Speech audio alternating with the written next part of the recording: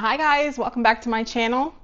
I think today we'll talk about advanced directives and what they are and why they matter. We just recently had 4th of July. Did you have a good 4th of July?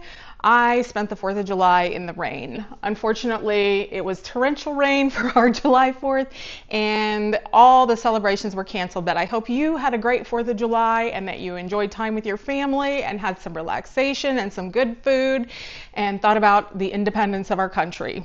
And prayers for those who have been affected by the floods here in Texas. So let's talk about advanced directives, what they are and why they matter. So advanced directives are legal documents that let individuals make their health care wishes known in case they become too sick or injured to make those decisions for themselves. So they will put a plan in place in case they are no longer able to speak for themselves. This allows a patient to remain in control of their final wishes and their medical decisions, and it helps to let them have a voice when their voice is no longer able to speak for them. So some common advanced directives include medical power of attorney, or MPOA, and this names someone that you trust to make your healthcare decisions for you. Then there's a directive to physicians and family or surrogates. This is also known as a living will, and this states your wishes about life-sustaining treatments if you're terminally ill or you're permanently unconscious. There's also something called an out-of-hospital DNR. It tells emergency medical personnel not to perform CPR or resuscitate you outside of a hospital setting, so if your heart would stop in your home. This is really an important document to have. A lot of people do have a living will or advanced directives, a power of attorney, but a lot of people don't realize that in addition to those wishes when you are in your home setting, that you do in fact need an out-of-hospital DNR in your possession, so that if you don't want CPR or life-saving measures, they will not be performed. Because if you do not have this form, it's very possible that you will get CPR, especially if nobody is around to speak for you that would be your medical power of attorney. You know, it's very important to have this document in addition to the medical power of attorney and a living will.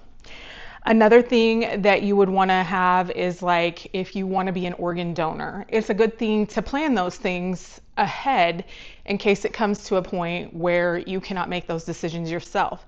And really, advanced directives are not just for sick people. They're not just for the elderly. If you are 25, if you are 35, if you are 75, you need advanced directives in place, and your wishes should be known clearly, because things can happen at any time in our life, as we've seen many times. And so it is very important to have advanced directives so that people understand what it is that you would like personally when you are no longer able to speak for yourself and advocate for yourself. This will continue to advocate for you. So again, advanced directives are important for many reasons, and that is they protect your choices, so you remain in control of your care even if you're unable to express your wishes. And they reduce stress for families, because you know your loved ones aren't going to have to make that decision. If it's clear from here until the end, your loved ones are going to know that this is what you want. Now, let's be honest. Sometimes at end of life, even when you have those advanced directives in place, your loved ones aren't going to agree with that. So it's also important to have those discussions with your family about what your wishes are. And it's important to have those discussions early, not at the end of life and not in the later stages of a disease process. It's important, for example, in your 20s, in your 30s, it's important at any time to have those discussions with your family. What would you want to do if you were in a car accident and you were placed on life support? Would you want to remain on life support? Would you want to be removed from life support? Do you want to be resuscitated? Do you want to have CPR, or don't you? Those are things that you need to have a conversation with your family members and your friends, so that in addition to your advanced directives advocating for you, your family and your friends can be that voice as well, because they're going to be on board with what you want for your end of life decisions. The other thing is it helps healthcare providers. A clear directive about what you want helps your healthcare team to advocate and honor your last wishes. In Texas, there's specific guidelines. Every state has its own specific forms that they need. So you don't need a lawyer to complete medical power of attorney. And you should have these documents notarized or signed in front of two individuals.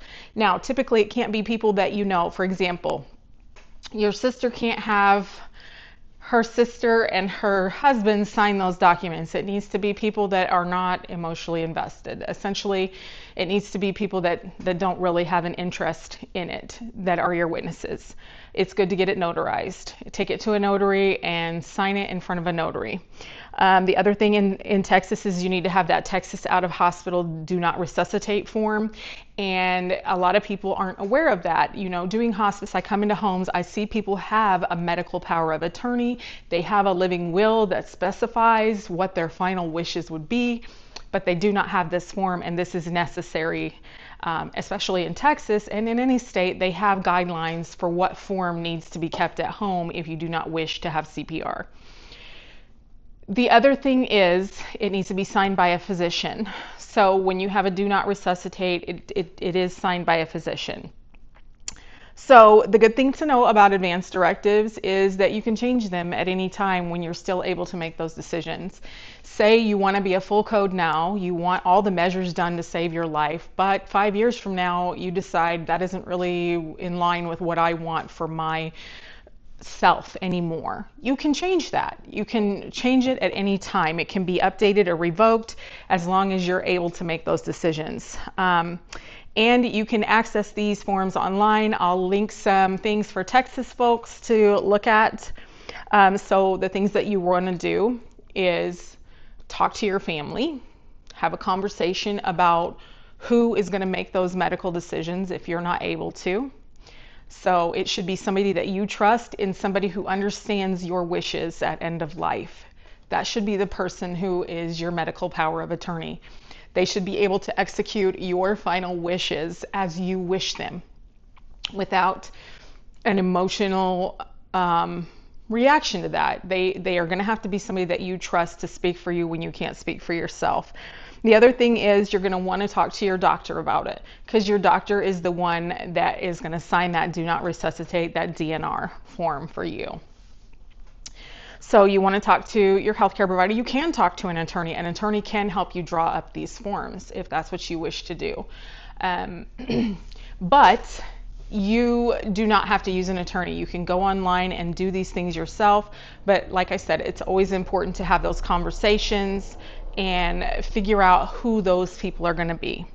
The other thing is, you know, I have said this already, but advanced directives are not just for the elderly. They're for everybody.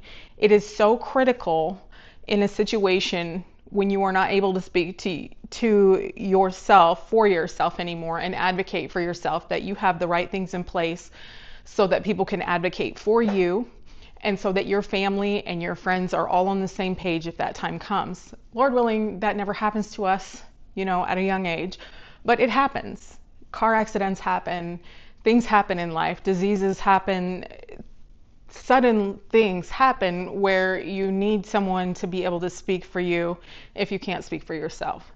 And so having those forms, you need to have them somewhere where they can be found easily. Keep them somewhere that everybody knows where they are in the home. And have that conversation, you know, routinely. Every once in a while, revisit that conversation so that we're all on the same page.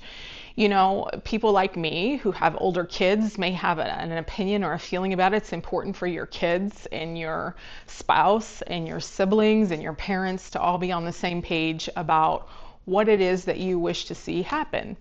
If you want every life-saving measure, that's pretty standard. That's going to happen. But if you want to just let nature take its course, if you don't want to have intubation, if you don't want to have CPR, it's important that your family and your loved ones understand your wishes. So it's just critical to have these conversations now. Don't wait. Have these conversations now. So the other thing is, it's hard to have these conversations. It's really hard to talk about death. In our society, it's a taboo. We don't want to talk about things that could happen. We're worried that we could cause something to happen. But things happen. They do. And so it's really important that if a crisis occurs, all the things are in place that you need to speak for you on your behalf. So I said I'm going to link some things for you below the videos so that you can look into it yourself. You should have these conversations. Don't be afraid to talk about it. It's important for a family to know these things about each other so that if something happens, God forbid, that we're all prepared for what the next steps would be. Keep your documents where you can find them, and talk to some people about how they went about doing it if you're curious in your own community. Obviously, I live in Texas, so the rules for Texas may be a little different than other states. So look into your own state's guidelines for what an out-of-hospital DNR might look like. There's also some forms that you can have about if you want to be intubated, if you want to have CPR initiated, if you want oxygen, what if you want IV fluids. I remember when I worked in Illinois, we also had forms about those specific things. Do I want IV fluids? Do I want oxygen? Do I want, any kind of comfort measures of those natures, because that's important to know too. Do you want oxygen at the end of your life? Some people don't even want oxygen. So again, have those conversations, visit the websites, look into it, and get your advanced directives and orders so that if you ever need to speak for yourself when you can't speak, you will have the ability through those documents. Please share and comment if you have any stories that you would like to share with me. And I hope to see you soon. Please consider subscribing and following. I have more videos that you can follow about hospice, about my nursing journey, about long-term care, some tips and tricks. And I would love to see you back soon. Thanks for watching.